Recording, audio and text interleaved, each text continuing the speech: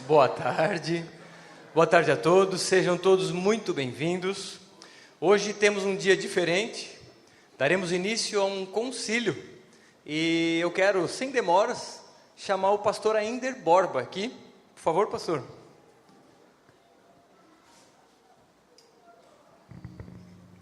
Nós vamos dar início e o pastor mesmo quem vai nos direcionar, ele vai explicar do que se trata, mas quero, sobretudo, dar as boas-vindas a todos.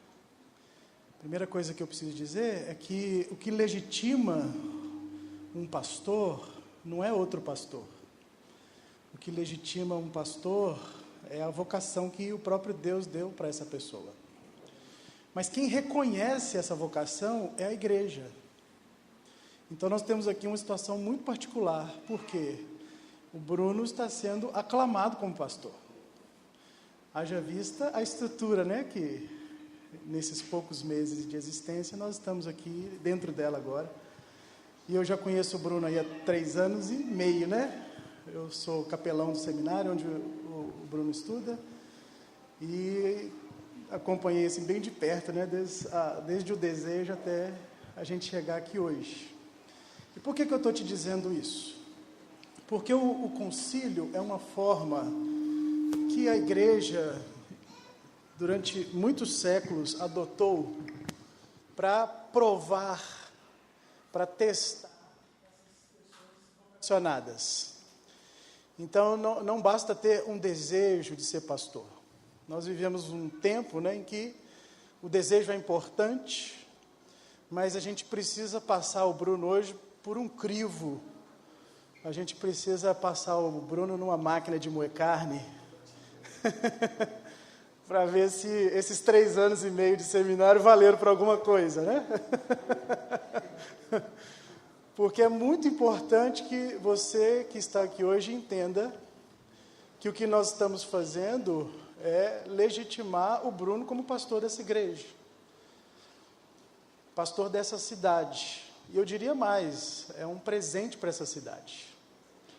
Eu diria que um pastor que é testado, e não é testado só por mim, né? Tem aqui outros seminaristas, outros pastores, né, que já devem estar por aí, ou devem chegar, e eu vou franquear a palavra para eles, em algum momento, para que nós possamos ver sobre que bases o Bruno está construindo aqui a igreja junto com vocês. Então, a partir de agora, né, eu vou arguir o Bruno, vou contar com a ajuda aqui dos meus amigos. Eu peço que ele seja breve nas respostas, mas muito objetivo, né? Se ficar me enrolando, eu sou professor também, então se ficar me enrolando, eu sei a hora de cortar. Não precisa ter vergonha, tá, Brunão? Ele está ansioso, gente. Eu preciso dizer isso para vocês. Relaxa. Eu preciso, né? Estou percebendo aqui a ansiedade. Porque eu não passei para eles. Não tem nada combinado, né? A não ser a cerimônia. As perguntas, inclusive, eu selecionei algumas, mas elas podem mudar. Tá bom? Então você já pode sentar. Vou deixar ele sentar para ele ficar. Bebe uma aguinha. Isso. Tranquilo. Eu vou moer pouco, né? A gente não vai... É para moer, mas não é para destruir o cara, né? Então vamos ficar tranquilo. Eu quero ler um texto aqui de 1 Timóteo, capítulo 3. E a partir dele que nós vamos começar e vamos orar. Se você trouxe a sua Bíblia, 1 Timóteo, capítulo 3, a partir do versículo 1. Vamos ler até o 7. Eu vou ler na versão século 21, que diz assim. Ó, que lindo. Isso aí foi demais, hein? Esta palavra é digna de crédito. Se alguém almeja ser bispo ou episcopado, deseja algo excelente. É necessário que o bispo seja irrepreensível, marido de uma só mulher, equilibrado, tenha domínio próprio, seja respeitável, hospitaleiro, apto para ensinar, não dado ao vinho nem à violência, mas amável, inimigo de discórdias, não ganancioso. Deve governar bem a própria casa, mantendo os filhos em sujeição, com todo respeito, pois se alguém não sabe governar a própria casa, como cuidará da igreja de Deus? Não deve ser novo na fé, para não se torne orgulhoso e venha cair na condenação do diabo. Também é necessário que tenha bom testemunho dos de fora, para que não seja envergonhado e nem caia na armadilha do diabo. Nós entendemos que a palavra aqui, as nossas Bíblias, elas não traduzem, elas transliteram, né? Elas pegam as letras do idioma em que foi escrito e só sonorizam para a nossa língua. Então, o diácono aqui, né, o supervisor, o bispo, aliás, é alguém que é responsável por supervisionar a igreja. E a igreja do primeiro século era muito criteriosa. Todos esses atributos que a gente acabou de ler aqui, nós vamos testar, né, a partir de agora, tanto no que o Bruno sabe. É por isso que nós selecionamos 3 partes desse concílio, para falar da experiência de conversão, depois falarmos de teologia, e depois falarmos da vida ética do Bruno. Então nós vamos dividir nesses 3 blocos. É importante que vocês avaliem isso. É importante dizer para vocês que vocês é que legitimam o Bruno como pastor. É a igreja que reconhece que o Bruno tem essas características que a Bíblia está nos dizendo. Marido de uma só mulher, não ganancioso, não pode ser novo convertido. E a gente precisa levar isso muito a sério. Precisamos entender que essas características, elas não são dadas aqui nas Escrituras por um motivo banal. A gente precisa levar isso muito a sério, porque a partir do que nós construímos aqui hoje, é que essa igreja vai crescer, multiplicar e vai também impactar essa cidade. É assim que a gente crê, Bruno. Então vamos começar? Vamos orar para ele ficar tranquilo. Senhor, te agradecemos pelo teu povo reunido aqui nessa tarde, para avaliarmos a conduta ética, teológica, moral do teu servo, que segundo nós acabamos de ler, ele almeja, deseja ardentemente servir a Cristo nesse ofício de ser um presbítero, de ser um supervisor, de ser um pastor dessas ovelhas que o Senhor tem dado para ele. São ovelhas de Jesus, que a partir desta igreja serão cuidadas pelo Bruno e pelas pessoas que estiverem aqui com ele. Então, Senhor, nós pedimos a tua bênção nessa tarde, para que nós possamos avaliar o Bruno, para que ele se encontre apto e que ele demonstre isso para a comunidade que o está elegendo como pastor nesta localidade, mas também nós queremos dizer que nesta cidade, Senhor, que tudo que seja feito a partir da igreja viva seja para manifestar o reino e a glória de Deus nessa cidade. Então, Senhor, levante homens capacitados, inteligentes, aptos para ensinar e que tenham uma vida moral e irrepreensível. Te pedimos isso em nome de Jesus. Amém. Vamos lá, Brunão. Seu microfone está funcionando aí? Acho que pode abaixar um pouco, né? Se não estiver funcionando, não tem problema. Está todo mundo ouvindo bem? A gente vai falar um pouco sobre a experiência de conversão. Primeira pergunta que eu tenho, Brunão, o que significa ser pastor para você?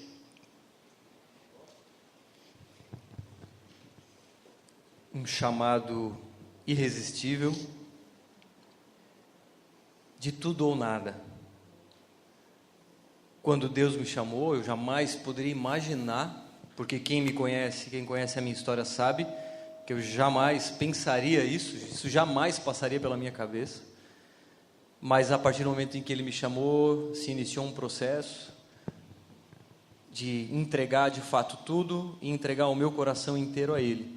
E isso teve uma relação muito próxima com a minha conversão. Então, já no chamado em que Deus me fez, eu já de alguma forma entendia que isso aconteceria, mas de uma forma ainda obscura, é claro. Ou seja, é um chamado irresistível. Você pode falar então como é que Deus te chamou? Como é que foi a sua conversão? No ano de 2009, comecei a frequentar uma comunidade aqui da cidade, comunidade chamada Comunidade Evangélica Nova Jerusalém, do pastor Antônio Luiz Lalau, um homem que eu amo profundamente, um homem que fez parte ativa nos meus primeiros passos, e não só nos primeiros, ao longo dos anos, um homem que eu devo muito disso tudo aqui a ele, e louvo a Deus de verdade pela vida dele e da comunidade Senge.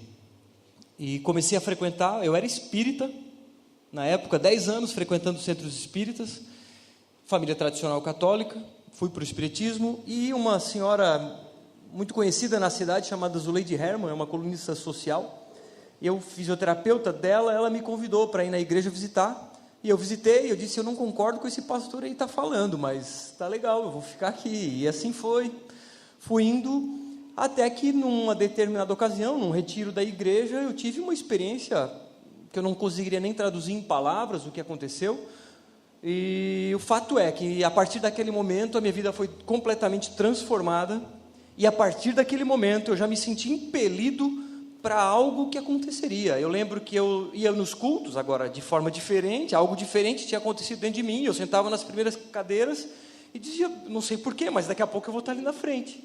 E se o pastor Toninho me entregar esse microfone, eu sentia que em algum momento ele ia entregar o microfone para mim. Claro, de alguma forma era Deus colocando isso no meu coração.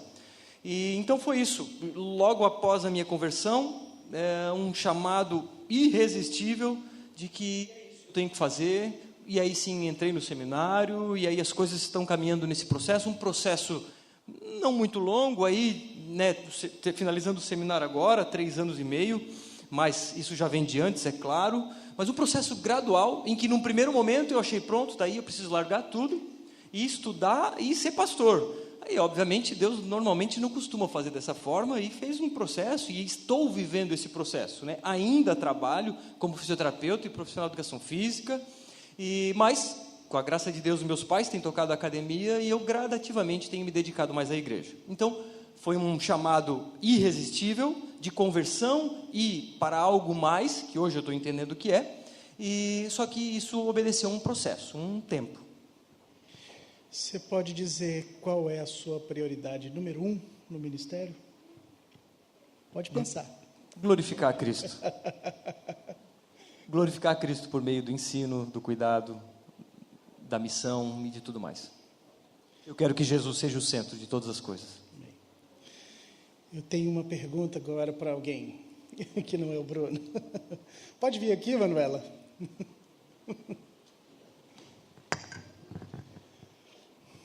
Eu acho que a timidez é uma característica do casal, né? Eu preciso perguntar isso para a Manuela, porque um chamado vocacional, não, de quem é casado, obviamente, né? E como a gente leu ali, o texto diz que ele tem que ser marido de uma só mulher, né? Tem que ter os filhos sob missão. Pergunta que eu tenho para te fazer, Manuela, é muito simples. Você entende que o Bruno é um vocacionado? Você está de acordo com ele ser pastor? Sim. Quer falar Sim, um pouquinho não. sobre isso? Essa é a única pessoa que pode acabar com esse concílio agora. Sabe aquele negócio? Tem alguém contra, né, na hora do casamento? Tem alguém contra que levante e fale agora o cálice para sempre? Está aqui, Brunão. Essa é a pessoa que pode te desqualificar agora. Então, o Bruno está aprovado para continuar nessa missão. Então, tá bom. Obrigado. Ufa! A parte difícil já foi. A parte complicada já foi. Pessoal, eu quero... Tem além... Alguns dos irmãos que estão aqui à frente são pastores? São? Alguém tem alguma pergunta para fazer ao Bruno sobre essa primeira parte? Agora eu vou passar para a segunda. Alguém? Quer fazer uma pergunta? Vocês gostam de teologia, né? Vocês querem fazer perguntas complicadas. Então vamos que vamos, né, Brunão? A gente vai tratar de temas gerais da teologia, né? E eu te peço que seja breve e seja objetivo no sentido de que, se na pergunta você entender qual é o tema mais abrangente dessa pergunta, você já pode ir direto lá, tá bom? Então, como que a teologia tem tratado o tema da revelação de Deus? Bom, entendemos por revelação as duas revelações, por assim dizer, revelação geral e revelação especial. A revelação geral, aquela em que Deus comunica toda a criação por meio de sua criação. Deus, de alguma forma, se faz conhecido por meio daquilo que Ele criou. Os céus proclamam a glória de Deus e o firmamento anuncia as obras de suas mãos. É uma boa passagem que traduz isso, né? E essa revelação geral, ela é suficiente para as pessoas conhecerem que existe um Criador. E essa revelação especial, ela é suficiente, inclusive, para condenar aqueles que rejeitam esse Criador. Mas ela não é suficiente para que pessoas se convertam a Deus. Para isso, é necessário a revelação especial. E a revelação especial, traduzida nas Escrituras, na Bíblia, que nós temos acesso, entendemos que é a palavra de Deus, inspirada pelo próprio Espírito Santo, para que homens a escrevessem, e por meio dela nós conhecemos quem de fato é Deus, conhecemos a sua obra, conhecemos a sua história e conhecemos para o que nascemos. Você diria então que conhecer a Deus apenas pela razão é possível? Apenas e totalmente não, mas passa por ela. Então a revelação não anula a inteligência, é isso que você quer dizer? Definitivamente não. Como que Deus se revela ao homem para salvá-lo? Deus usa servos, enviados, embaixadores do seu reino, para proclamarem as suas boas novas. Digo isso quando ele se revela de forma, se utilizando da revelação especial. Usa pessoas para pregarem a sua palavra, sejam elas pastores ou cristãos, porque somente se converterão aqueles que ouvirem falar. Então Deus usa pessoas, assim como Deus usa a própria criação para se comunicar. Sim. E nessa revelação especial, qual é o ponto central dela? O ponto central, eu poderia... Ou que Deus revela, né? Nessa revelação. Deus revela o seu plano, um plano estabelecido antes da fundação do mundo, no chamado Pacto da Redenção, em que as três pessoas da Trindade, Deus Pai, Deus Filho e Deus Espírito, estabeleceram um plano e estabeleceram um pacto, uma aliança entre si, e esse pacto se desenrolou, e esse plano se desenrolou, e nós fazemos parte dessa história resumida em criação, queda, redenção, consumação. O que a Bíblia é para nós, cristãos? É a palavra de Deus, é a direção para o ser humano a respeito de quem Deus é e o que Ele espera de nós. Você pode falar das características das Escrituras? Ela é a palavra de Deus, portanto, foi inspirada pelo Espírito Santo e, por isso, por ser divinamente inspirada, obviamente escrita por homens, ela é inerrante, ou seja, não contém nenhum erro do início ao fim. Ela é infalível, nenhum de seus pontos falhará e, enfim, é a palavra do próprio Deus escrita a homens. Quando a gente diz que ela não erra, você pode desenvolver isso um pouquinho?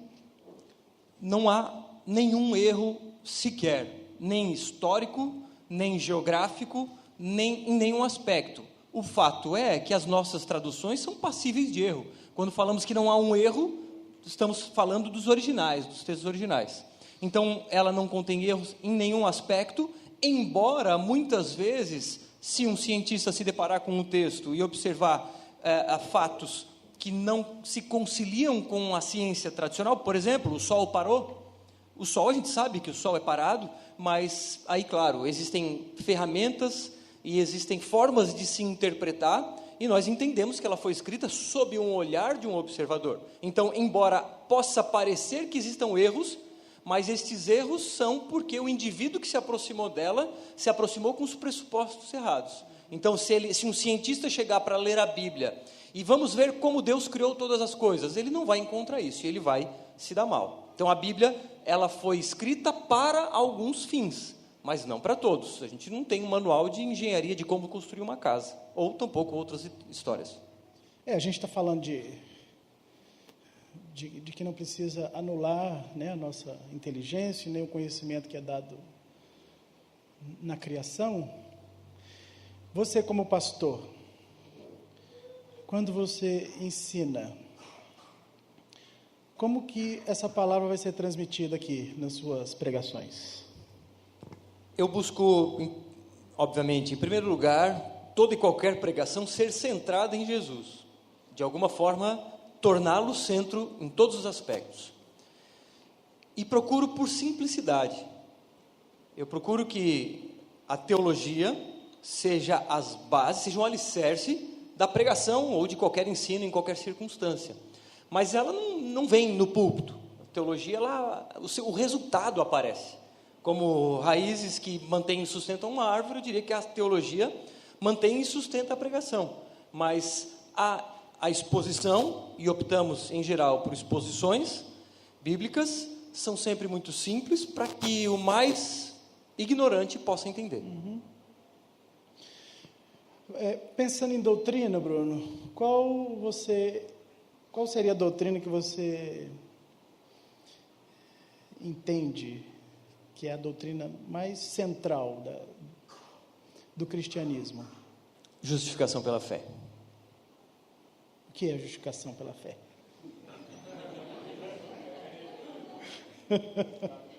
Deus criou céus e terra e tudo que neles há. E tudo era perfeito. E Deus também criou o homem. E o homem virou as costas num determinado momento para Deus. E virando as costas, ele decidiu caminhar por si só. E nesse caminhar por si só, ele desobedeceu uma ordem explícita de Deus. E o fato dele ter a sua autonomia, de buscar a sua autonomia em relação a Deus, fez dele um pecador. E por consequência, a morte entrou no mundo. Entrando a morte, consequências devastadoras para toda a criação. Mas o ser humano é a criação de Deus, e toda a sua criação, embora contaminada, Deus já logo após esse início, começou um processo de restauração de todas as coisas, ou de regeneração de toda a criação.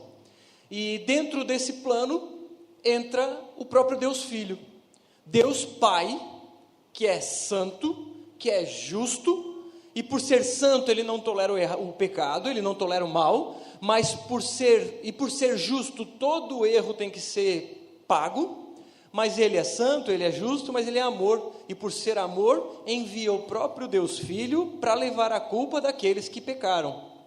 E agora esse Deus Filho, é necessário que ele morra crucificado, porque só assim a ira santa do Deus justo seria apaziguada.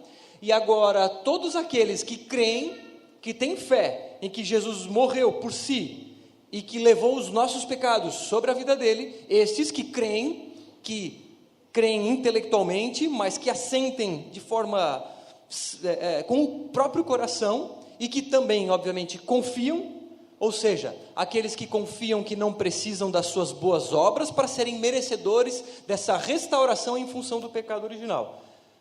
Então, justificação pela fé é o quê? Eu era pecador, por conta da herança do pecado de Adão e Eva, que todos sabem, nasci pecador, completamente depravado em todas as esferas da minha vida, e carecia da glória de Deus, carecia de uma obra de Deus. Hoje creio e confio de que na cruz Jesus levou sobre si a culpa que era minha, somente pela fé. Não há nada que eu possa acrescentar, somente pela fé. E agora, não há mais condenação.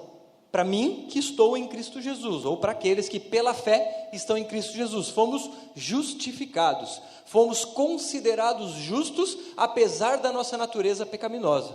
Então, como Lutero dizia, simultaneamente, justos e pecadores. Pecadores por natureza, mas justos no sentido de justificados, em um sentido de considerados justos, apesar da nossa culpa, e somos considerados justos única e exclusivamente pela fé em Cristo crucificado.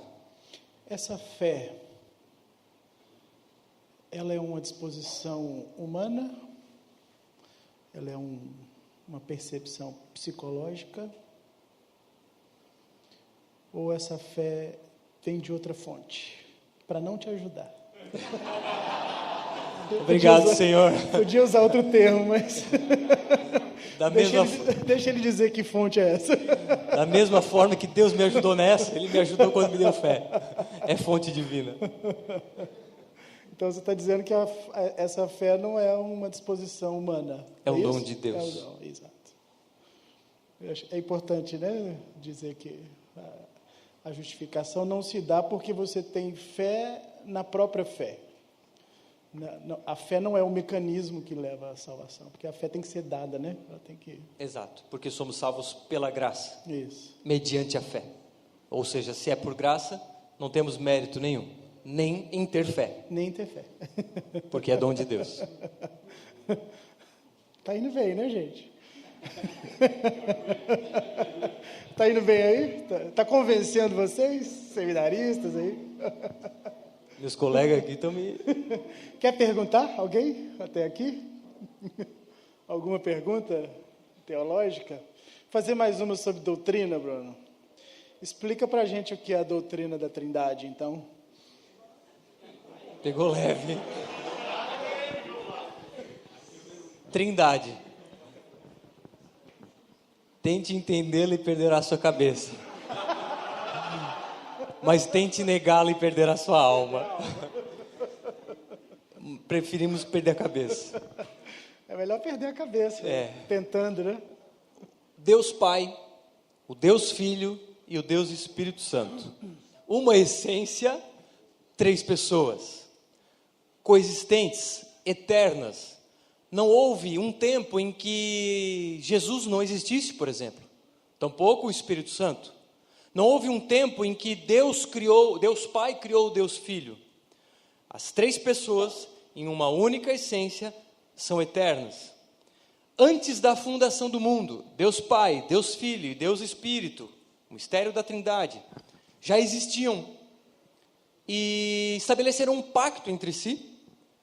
E esse pacto redundou numa história que iniciou com a criação. E aí sim, com a criação, a história de fato começou, a história cronológica. Porque não havia tempo, não havia o tempo cronológico. Nós temos um Deus trino, que é atemporal, é autoexistente, não foi criado e é independente, é soberano, é majestoso, é glorioso. E cada pessoa da Trindade não estabelece entre si uma hierarquia, Trindade imanente. As 3 pessoas não têm um sentido de que o Deus Pai, por exemplo, é o principal, e o Deus Filho é o secundário, e o Deus Espírito é só uma energia. Não. As 3 pessoas têm pessoalidade, têm personalidade, características pessoais. Um erro muito comum é considerar o Espírito Santo como uma energia, por exemplo, ou Jesus como somente um homem histórico, por exemplo. Então, são 3 pessoas em uma única essência, eternos, autoexistentes, independentes, eles não dependem da sua criação, eles eram completos e satisfeitos em si antes da fundação do mundo, mas é justamente a sua autossatisfação entre as 3 pessoas da Trindade e o amor de uma pela outra, em que o transbordar desse amor, e eu aprendi com o meu professor, gerou a criação.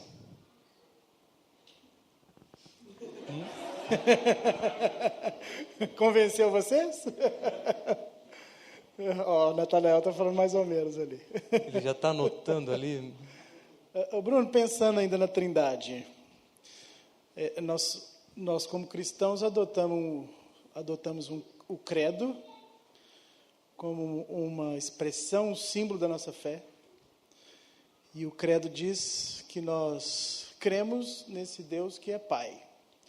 E você vai lembrar que o credo ele tem 3 artigos, justamente porque ele está tratando da Trindade, né? Por que nós chamamos Deus de Pai?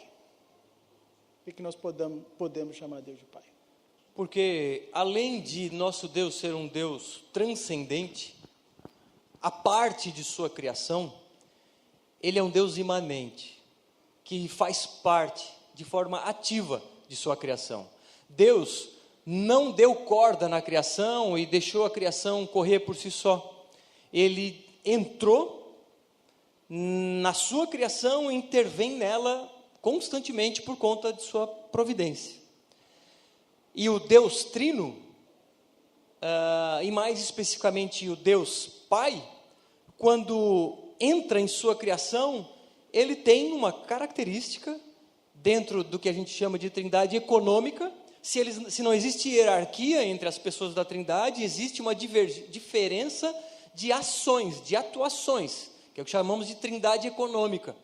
E o Deus Pai, ele exerce o papel de Pai, num sentido de que, por exemplo, ele, no Antigo Testamento, enquanto que o povo hebreu era o povo escolhido, hoje, ele, vamos dizer que abre para que nós, gentios, possamos fazer parte, e nós somos, inclusive, adotados, né? Trazendo a ideia de pai, de paternidade. Por isso somos adotados à família de Deus, fazemos parte da família dele, e ele é nosso pai. Então Deus é pai de alguém. Quem? O Deus Filho, do Deus Filho. É por causa dessa relação, né? E isso tem a ver com a próxima pergunta. Se a gente chama Deus de pai porque ele nos adotou, é porque ele tem um filho legítimo, né? E esse filho tem duas naturezas. Como é que a gente concilia isso na tradição cristã? O Deus Filho, ele é 100% Deus e 100% homem. Embora a nossa mente também não consiga entender o que isso exatamente significa, mas nós cremos. E o Deus Filho, em sua divindade, é eterno, mas houve um tempo na história em que ele se esvaziou de si mesmo e se fez carne, de forma semelhante à criação. E sendo carne, sendo homem, melhor dizendo, sofreu tentações, mas em nenhum momento pecou. E em sua justiça adquirida, na cruz do Calvário, a culpa que era nossa, culpa de homens, foi passada para o homem. Mas somente um Deus poderia salvar. Mas somente um Deus homem poderia salvar homens. Então Jesus é ao mesmo tempo 100% Deus e 100% homem. Quando Jesus estava aqui, Bruno, essa é pegadinha agora. Ele mantinha todos os atributos da divindade enquanto ele estava aqui na Terra? Em nenhum momento... Explica isso para mim. Meu Deus. Não vale sim ou não, tá bom?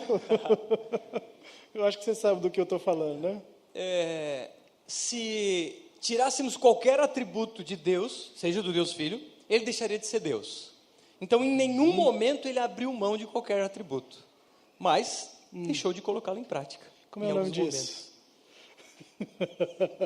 Peraí. Aí ele pegou pesado.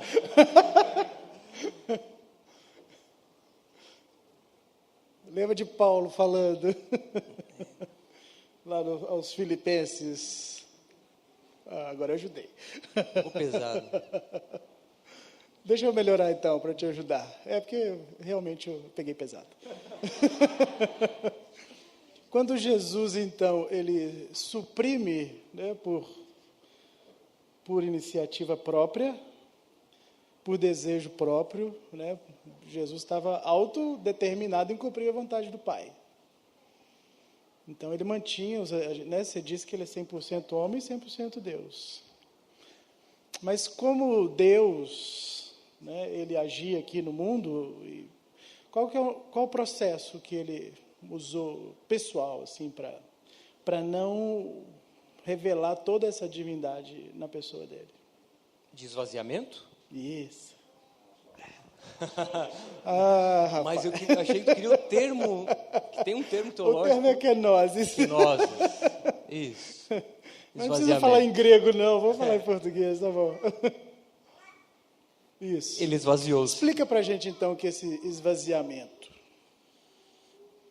E essa pode te reprovar. Depois eu falo por quê. Deus Filho não usurpou ser igual a Deus. Antes, esvaziou-se, tomando a forma de um ser humano. Mais alguma coisa? Dá um caminho assim. Tá certo. O que mais? Então me fala esse esvaziamento. O meu ponto é o seguinte, vou ser mais claro. Esse esvaziamento é igual o esvaziamento que a gente ouve falar por aí nas meditações transcendentais, por exemplo. Que tipo de esvaziamento que é esse? Ele esvaziou de quê? E ele estava consciente desse esvaziamento ou não? Ou isso é só limpar a sua mente da sua tarefa diária? Ele estava completamente consciente, disposto e dedicado em fazer esse esvaziamento. Esse esvaziamento, de fato, não é o esvaziamento que nós podemos fazer, porque é um atributo, é uma característica exclusiva de Deus, só Deus poderia se esvaziar. Isso. Não é algo que nós podemos fazer. Tem de vós o mesmo sentimento que houve em Cristo Jesus, que se esvaziou. A ideia é nós não podemos reproduzir isso. Esse texto, de forma equivocada, muitas vezes é entendido dessa forma, né? Sim. Que nós temos que nos esvaziar da mesma forma que Jesus se esvaziou. É por isso que eu estou insistindo nele. E é algo que só Ele poderia fazer. Não é o esvaziamento que as culturas orientais fazem, né? De não pensar ou esvaziar a mente. Tudo que Jesus fez foi plenamente consciente, desde o início, né, da sua tarefa até o Calvário. Essa é uma diferença crucial para nós que somos cristãos, né? Porque isso envolve, não vou pedir o Bruno para falar sobre isso, mas envolve o problema do mal. Né? A gente lida com o mal de uma forma diferente de qualquer outra religião no mundo. Quer falar sobre o mal? Podemos deixar para outro dia? Eu não vou conseguir ser muito objetivo, porque não dá. A gente tem culto para fazer daqui a pouco. Os pastores têm que ir para suas igrejas. Foi esperto. Bruno, sobre o pecado, o que o homem perdeu de mais importante lá na queda? O relacionamento direto face a face com Deus. Uhum. E você já falou da restauração, né, da justificação. Como então que o cristão é salvo? Que ele precisa? Qual o processo? Você pode escrever? Em outras palavras, né, para a gente adiantar. O que é o Evangelho? O Evangelho, as boas novas, partem das más notícias. E as más notícias são de que o homem é naturalmente pecador.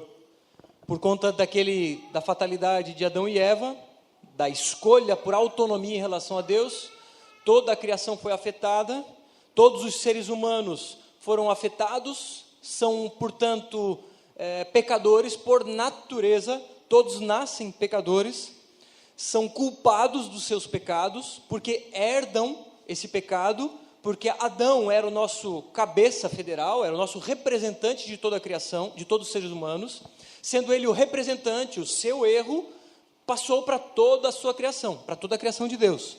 Então todos nós pecamos.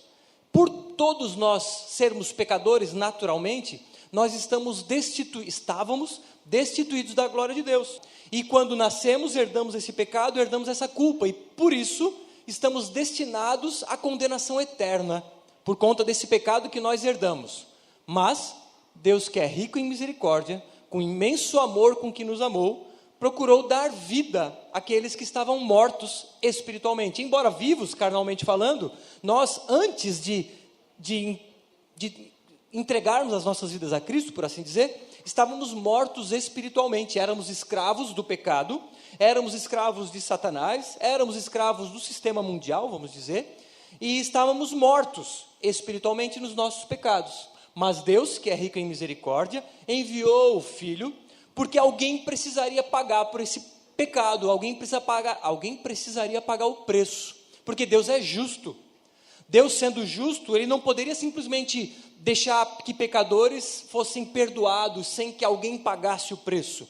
porque ele não poderia abrir mão de sua justiça. Ele é amor, mas ele é justo, e em nenhum momento, se um pecado não fosse pago, se a culpa de um pecador não fosse paga, ele deixaria de ser justo. Então, tendo em vista que ele é justo e ele é santo, ele não tolera pecado, alguém teria que pagar o preço. E esse alguém que pagou o preço é Cristo Jesus. O Deus Filho, enviado pelo Deus Pai, vem à terra, não peca em nenhum momento, morre na cruz para satisfazer o que chamamos de ira santa de Deus. Alguém precisaria pagar o preço, e somente o Deus Filho poderia pagar o preço. Somente um Deus poderia salvar pecadores. Somente um Deus homem poderia salvar homens. Então, na cruz, ele leva os nossos pecados. Agora, nós, pela fé e por graça, então, melhor dizendo, a nossa salvação é pela graça, mediante a fé. Isso não vem de nós, é dom de Deus. Deus nos dá a graça de crermos nele. E crer nele significa que nós acreditamos no Deus Trino, nós acreditamos que o Deus Filho veio à terra, morreu no nosso lugar, mas nós não só acreditamos, nós confiamos. Quando nós dizemos que nós confiamos que a obra da cruz levou toda a culpa que era minha, eu digo que eu não preciso acrescentar mais nada, a não ser a cruz de Cristo. E essas são as boas novas. Éramos pecadores, estávamos mortos nos nossos delitos e pecados, mas ele nos deu vida, uma ação inteiramente divina, do início ao fim divina. Deus nos elegeu antes da fundação do mundo, nos predestinou, nos chamou, nos regenerou, nos justificou, tem nos santificado e nos glorificará. Essa foi longa. Alguém quer fazer uma pergunta para ele agora? Vou trocar de sessão, já passando para a última. O seminário. Vem cá, aliás. É fácil. Colega Eliezer do seminário. Você falou sobre a trindade econômica. Eu queria que você explicasse para a gente a função de cada um na trindade, nessa questão da trindade econômica. Boa pergunta. Eita. Ele disse que ia pegar leve. Amigo de seminário é assim, gente. Ele vai ver, eu vou na dele, eu vou na tua. Amor, anota aí a pergunta. De fato, não existe hierarquia entre as pessoas da Trindade, mas existem diferentes ações. O Deus Pai nos abençoa, Efésios 1, aparece ao longo dos primeiros versículos, a Trindade bem evidente, o Deus Pai que abençoa, o Deus Pai que nos elegeu antes da fundação do mundo, o Deus Pai que envia o Deus Filho, então o Deus Filho que se esvazia de sua divindade, se faz forma humana, o Deus Filho que não pecou, o Deus Filho que morreu, o Deus Filho que portanto, nos justificou, recebemos por meio dele a propiciação dos nossos pecados, fomos redimidos, subiu aos céus, está sentado à direita de Deus Pai, e a partir do Deus Pai e do Deus Filho, ambos enviam o Deus Espírito, que é o nosso selo, é o nosso penhor, é a nossa garantia, é aquele que nos mostra do nosso pecado, da justiça e do juízo, é aquele que nos dá os seus dons, que nos direciona, que direciona a vida da igreja e habita na coletividade da igreja. Piada interna aqui. Pensando agora em ética pastoral na vida da igreja, quais vão ser as suas prioridades aqui para essa igreja? Ensino de púlpito, ensino de cafeteria, ensino de discipulado, sala de aula. Cafeteria eu gostei. Aprendi com o Telmo. Então o ensino é uma das bandeiras, das principais, em todo o tempo. Cuidado pastoral, que inclui aconselhamento em gabinete, aconselhamento no café, aconselhamento em visitação, em café na minha casa. Então ensino, cuidado e capacitação de leigos para a obra, porque entendo que levamos muito a sério o sacerdócio de todos os santos, entendo que isso deve estar impregnado, porque tirando essa mentalidade de consumo que é muito forte hoje nas nossas igrejas, eu tenho tentado quebrar essa mentalidade intrínseca nas pessoas que têm chegado, em eliminar essa mentalidade de consumo, de que são consumidores aqui, consumindo seja lá o que for, mas traduzir numa mentalidade de servos, em que todos entendendo o seu lugar no reino de Deus, vão ser úteis para que o nome de Deus seja conhecido e glorificado em Criciúma, em Santa Catarina, no Brasil e no mundo. O Antigo Testamento tem uma base ética. Você sabe qual é? Sabe? Então, a partir dessa base, que a gente pode esperar dessa igreja aqui? Um confronto árduo e intenso com relação aos pecados. Prezamos muito pela pureza da noiva.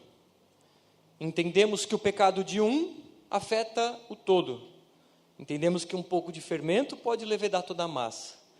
Então, um confronto intencional, direto, face a face, em primeiro momento, para com relação aos pecados da comunidade. E, se necessário, todo o processo de disciplina. Estamos dispostos a isso. Alguém quer perguntar, Nata? Pode perguntar. Vem cá. Outro amigo do seminário. Bruno é meu amigo, então bem tranquilo. Bruno, uma das formas de você edificar a igreja é através dos meios de graça. Eu até teria uma outra pergunta para fazer, mas eu acho que essa é bem relevante, tendo em vista que a comunidade está aqui. Um dos meios de graça, na verdade, Cristo deixou 2 sacramentos, a ceia e o batismo. Como é que você pretende ensinar a igreja acerca da importância da ceia?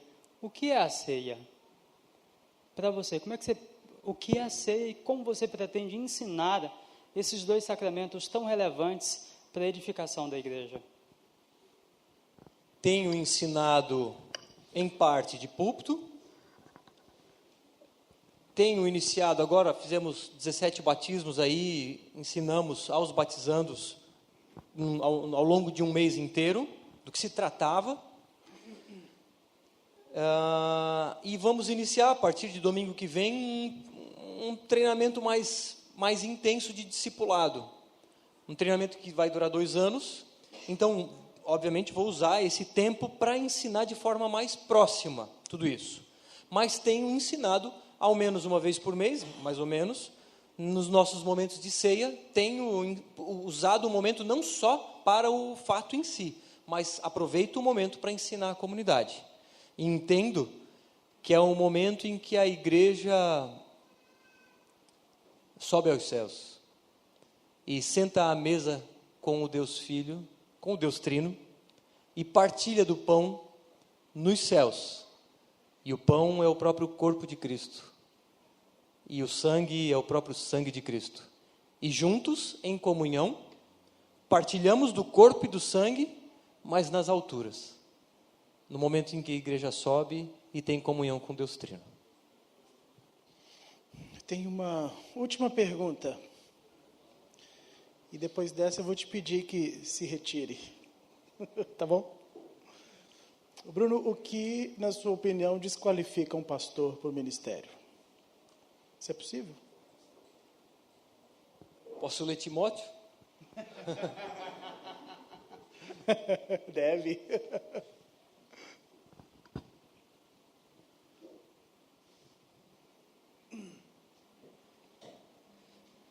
É necessário que o bispo seja irrepreensível. Então, ser passível de repreensão em certa medida, é claro, porque não há perfeição no pastoreio, é óbvio, mas em certa medida pode desqualificar. Marido de uma só mulher, não há possibilidade de haver algo contrário a isso. Equilibrado, ou seja, desequilíbrio, falta de bom senso, ou dificuldade em lidar com situações difíceis, em não apresentar um fruto de longanimidade, de benignidade, pode desqualificar. e nisso está relacionado ao domínio próprio, então não ter domínio próprio frente às dificuldades. Ser respeitável, então uma atitude que não gera respeito, poderia desqualificar. Hospitaleiro, em certa medida, obviamente eu não posso me isolar, eu tenho que estar na comunidade, junto com a comunidade, na minha casa ou em qualquer outro lugar. Apto para ensinar, não há dúvida de que é um dos principais atributos, então alguém que não está apto para ensinar, infelizmente não tem a característica, uma das principais do pastoreio, que inclusive é a única que diferencia dos diáconos na sequência, né? Não dado ao vinho nem à violência, então beberrões e violentos também desqualificaria, mas deve ser amável, então alguém tem que ser, né, tem que expressar amabilidade pelos seus e pelo mundo aí fora. Inimigo de discórdias, não pode ser dado a brigas, né, e tampouco ser ganancioso. Então o apreço excessivo ao dinheiro certamente desqualificaria. Deve governar bem a sua própria casa, porque é o meu primeiro ministério, por assim dizer. Preciso governar bem, e não governar a casa pode desqualificar, mantendo os filhos em sujeição e respeito. Não pode ser novo na fé, para que não venha se tornar orgulhoso e cair na condenação do diabo. Também é necessário que tenha bom testemunho dos de fora, então o meu nome, não pelo meu nome em si, mas pelo nome que eu carrego, que é o nome de Cristo, tem que ser bom aí fora, e para que não venha a ser envergonhado. Então, penso que é isso. Todas essas. Todas essas, em certa medida. Vou te pedir para sair, então. 3 minutos, que eu preciso falar com a igreja.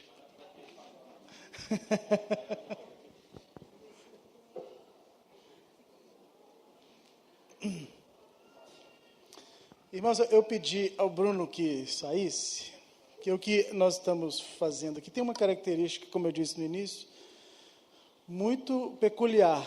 E qual é? É que o Bruno não está sendo ordenado, e essa última pergunta, eu deixei ela para o final de forma intencional. Porque é como um casamento. O casamento tem trocas. O casamento precisa de comprometimento mútuo para ele se efetivar e para que os dois lados, né, é um pacto, é um compromisso, é uma aliança que você faz bilateral. O Bruno não está submisso a mim. Eu não venho aqui representar nenhum tipo de instituição. O Bruno não está submisso a uma tradição histórica, porque vocês são uma igreja livre, independente. Então, vocês não vão carregar no nome da igreja um título, né, institucional. E por que eu estou dizendo isso? E por que isso tem a ver com a última pergunta? Porque é você que legitima o Bruno como pastor. É a igreja que aclama. Isso é bíblico, inclusive. O pastor, ele é alguém que é aclamado pela igreja. O pastor, ele tem o despertamento da sua vocação, mas se as ovelhas não estão no seu aprisco, ele tem o que fazer. Ele não é pastor, ele é engenheiro. No caso do Bruno fisioterapeuta, podia viver disso. Né? Mas como a gente tem aqui uma plateia, membros dessa igreja, né, ou estão caminhando com o Bruno, eu quero perguntar para vocês agora. Quero perguntar. Agora é os votos. Vocês querem o Bruno como pastor de vocês? Sim. Acho que ele ouviu. É importante. Ainda que em algum momento isso possa mudar a configuração, né? E eu espero que sim, que outros pastores e outras pessoas sejam despertadas à mesma vocação que o Bruno. A partir de hoje, o Bruno é o pastor de vocês. Ele é a pessoa que... E é importante eu te dizer isso, porque é você que está dizendo para Deus. A promessa de casamento não é feita, não é o pastor que casa as pessoas. Quem casa as pessoas é Deus. E o que vocês estão fazendo aqui agora é um pacto de compromisso, de casamento, bem parecido. Só que agora é um pacto de pastoreamento. Vocês são a igreja, de Jesus Cristo que estão recebendo hoje um pastor. Então é responsabilidade de vocês cuidar desse pastor. É responsabilidade de vocês cobrar desse pastor, na medida certa, claro, né? Não vão matar o Bruno, porque senão a Manuela vai ficar triste. Não é para sobrecarregá-lo, mas é para distribuir as cargas com ele. Pastor não tem uma posição especial, ele tem mais cobranças. Como diz Jesus Cristo, a quem muito é dado, muito vai ser cobrado. E a gente sabe que a tarefa pastoral é das mais exigentes. Pensa que a partir de hoje, gente, o Bruno é a pessoa que vai ter o salário dele afixado ali, ó. Todo mundo sabe. O Bruno é a pessoa que tem o celular 24 horas ligado para morrer o irmão, não sei o quê, tem um irmão doente, é isso. Eu não entendo alguém que quer ser pastor, mas tem gente que é assim, né? Eu não consigo entender isso. Esse é um mistério. Alguém que quer ser, eu quero ser pastor, esse cara é louco, né? Por que ele vai ser outra coisa? Pastor, ele está, em alguma medida, submetido à comunidade. E eu espero que vocês façam isso com muito amor e zelo pela vida dele. E eu quero, antes de chamar o Bruno, dizer que ele é um presente de Deus para essa cidade. E o Bruno só pode fazer o trabalho de Deus nessa cidade se ele fizer junto com você. Então você também está sendo avaliado hoje por Deus na sua consciência.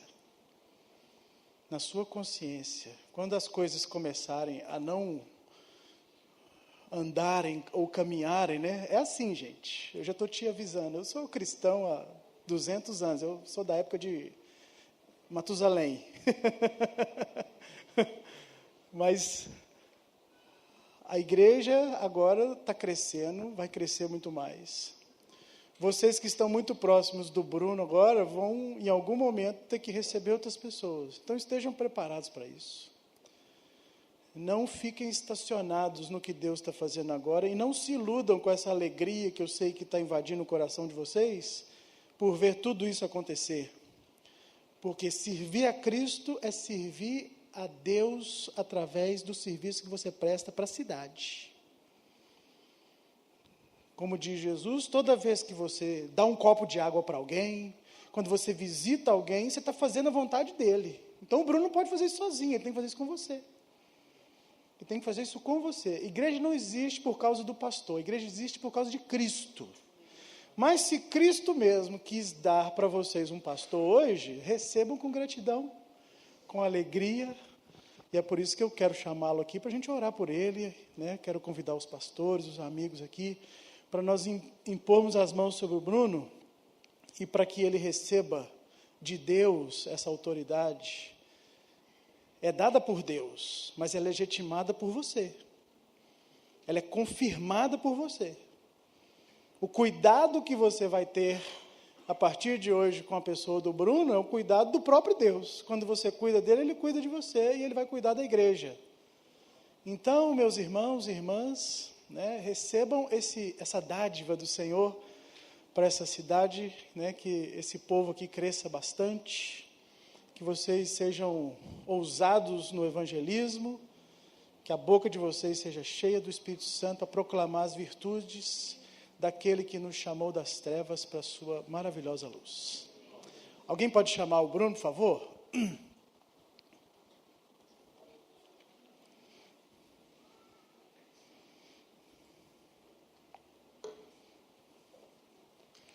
Último teste, brother.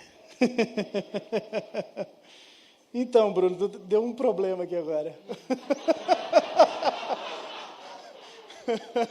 Eu te casei de novo, sem você saber. Eu estou usando a analogia do casamento, Bruno, para dizer para a igreja que quem te legitima, né, e eu disse para eles que eu não vim em nome de nenhuma instituição, eu vim em nome de Deus, né, junto com os nossos irmãos aqui e toda a igreja. Quem vai te ajudar, quem vai te apoiar, quem vai estar com você é o seu povo. Então, Brunão, a gente decidiu aqui enquanto você não estava, né? E todo mundo aqui disse um sim bem alto, você deve ter ouvido. Eu estava perguntando para eles se eles querem você como pastor. Isso é o que está acontecendo aqui agora. Né? O próprio Deus está te dando autoridade para servir a esse povo. Então, olha para eles. Essas são as ovelhas de Jesus que Deus está te dando para cuidar, meu irmão. Nunca se esqueça disso. Essas são ovelhas de Cristo. Toda vez que você cuida de cada uma delas, você está cuidando em nome do próprio Jesus. O jeito de Deus amar você, meu irmão e minha irmã, é através dele. É isso que significa pastorear. Esse é o instrumento de Deus nessa cidade aqui para o amor de Cristo ser entregue a cada um de vocês. Então, o que nós estamos fazendo é algo muito sério. É por isso que você precisa ser avaliado. Tem que saber se você está entendendo das doutrinas. E está entendendo também o que está acontecendo aqui. Porque podia ser só uma celebração, mas é muito mais do que isso, Bruno. É muito mais do que isso. A partir de hoje, meu irmão, nós estamos aqui fincando uma estaca. A gente está se apossando aqui desse lugar, porque aqui faz parte da extensão dos domínios do reino do próprio Deus. E é isso que o Senhor está te dando, para cuidar para Ele. Não é seu. Então, nunca se orgulhe disso. Não ache que se crescer é por mérito seu. Tudo que você disse aqui é verdade. E eu espero que daqui a 10 anos eu te veja com esse mesmo coração que você tem hoje, humilde, submisso a Deus. Eu espero que daqui a 20 anos, meu irmão, você possa produzir outros homens tão capacitados e tão quebrantados quanto você. Você possa produzir gente que tem o mesmo coração de serviço para essa cidade. E eu sou capaz de dizer, Bruno, que a partir disso que nós estamos falando aqui, a história dessa cidade muda. Muda. Muda, porque se o reino de Deus está introduzido no coração de cada um de nós, o que a gente faz é a ação do próprio Deus. Então, se o seu coração não se desviar dessas palavras que nós estamos falando aqui hoje, meu irmão, eu tenho certeza absoluta que o que Deus só está sinalizando por enquanto vai crescer. E não vai crescer para você ficar rico, não, porque você acabou de ler aqui. Isso pode te desqualificar um dia. Isso vai crescer, meu irmão, para que o reino de Deus seja visto. E quanto mais Jesus aparecer através da sua vida, mais ele vai ser glorificado nas pessoas que vão fazer muito mais que você, talvez. Como o próprio Jesus disse. Fazer discípulos, fazer pessoas que fazem obras ainda maiores do que a dele. Então, que Deus te dê esse coração. Eu queria que você se ajoelhasse aqui. Queria convidar aqui os pastores e amigos. Nós te agradecemos porque tem aqui um homem de Deus, um homem que está ajoelhado perante essa comunidade, num sinal de contrição, de humildade, num sinal, Senhor, de que ele recebe com gratidão, mas também com temor no coração, essa responsabilidade que agora o Senhor deu a ele, de conduzir o rebanho de Jesus Cristo. Então, Senhor, nós oramos em nome do Pai, do Filho e do Espírito Santo de Deus, que agora, Senhor, o Bruno seja revestido dessa autoridade que é dada pelo próprio Deus para dirigir essa igreja. Pedimos a eles que o Senhor dê criatividade, que o Senhor dê experiências, que ele nunca se afaste da Tua palavra, que o Bruno descanse, ó Deus, o seu coração em Ti, que ele não ceda ao desespero e não ceda a nenhuma tentação, ó Deus, principalmente daqueles que têm começado, como ele tem começado essa igreja, plantar uma igreja. Senhor, que essa igreja seja abençoada por ele e abençoe-o também. Que cada membro dessa igreja possa reconhecer Jesus Cristo na vida do Bruno. Que essas características, Senhor, que ele mesmo leu ali, possam cada vez mais aflorar e transparecer na vida dele, Senhor. Pai, abençoe sua filhinha, abençoe sua esposa, abençoe os recursos que ele precisa, o sustento diário, o pão de cada dia, o recurso financeiro, Senhor, que ele precisa também para manter a dignidade da sua casa.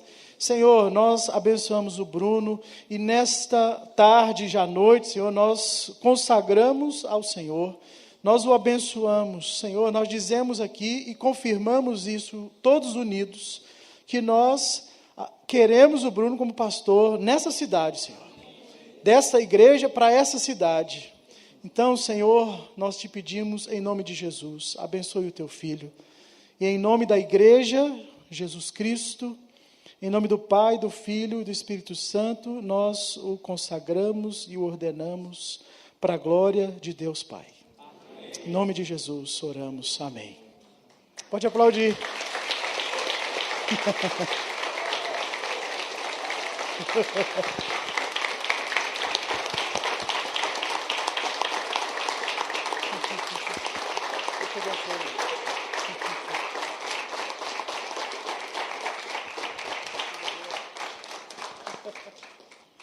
Pode abraçar, não tem problema não. Você crê que as Escrituras do Antigo Testamento e do Novo Testamento são a palavra de Deus, totalmente dignas de confiança, totalmente inspiradas pelo Espírito Santo, são a suprema, final e única e infalível regra de fé e prática? Sim. Você crê sinceramente que a declaração de fé e o pacto dessa igreja que nós vamos ler durante o culto contém a verdade que é ensinada na Escritura? Sim. Você promete que, se em qualquer momento estiver em desacordo com qualquer uma dessas declarações de fé ou pacto, você mesmo, por iniciativa própria, vai torná-las conhecidas a outros presbíteros, a mudança que tem ocorrido em suas perspectivas? Sim. Você subscreve o governo e a disciplina da igreja viva? Sim. Isso eu falei para vocês, têm autoridade sobre ele agora, tá bom? Você promete se submeter aos seus companheiros de presbitério no Senhor? Sim. Você foi convencido, conforme conhece o seu próprio coração, a aceitar o ofício de presbítero pelo amor de Deus e deseja sinceramente promover a sua glória no evangelho do seu filho? Sim. Você foi convencido. Você promete ser zeloso e fiel em promover as verdades do Evangelho, a pureza e a paz da igreja, qualquer que seja a perseguição ou oposição que possa acontecer? Sim. Você será fiel e diligente no exercício de todos os seus deveres como presbítero, quer seja pessoal ou relativo a alguém, privado ou público. Irá se esforçar pela graça de Deus a adornar sua profissão do Evangelho, na sua forma de viver e andar com piedade exemplar? Sim. Você está agora desejoso de tomar responsabilidade pessoal na vida dessa congregação? Sim. Agora a pergunta para vocês. Vocês, membros da Igreja Aviva, reconhecem e publicamente recebem esse homem como presbítero, como dádiva de Cristo para essa igreja? Vocês o amarão e orarão por ele, em seu ministério, trabalharão junto com ele, humildemente e alegremente, para que pela graça de Deus vocês possam cumprir a missão da igreja, dando a ele a honra devida e o suporte em sua liderança, a qual o Senhor o chamou para a sua glória? Sim. Amém. Brunão, essa é a sua igreja. A partir de hoje, Deus te reveste de autoridade para cuidar desses irmãos. Deus te abençoe. Vamos aplaudir, Senhor.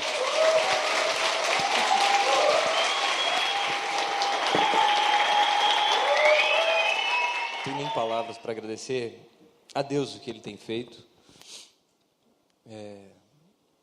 Enfim, é difícil traduzir em palavras tudo isso que está acontecendo ao longo desses anos, mas o fato é que eu sou muito grato a Deus por tudo que Ele tem feito, mas também pela vida de cada um de vocês. Vocês todos são respostas de oração.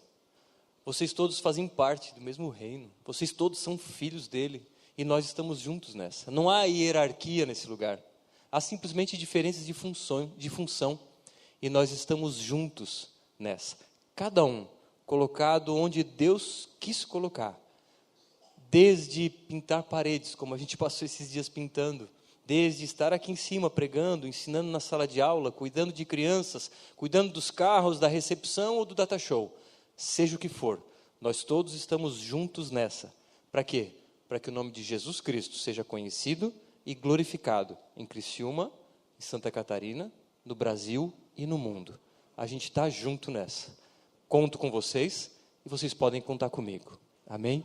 Deus abençoe a todos.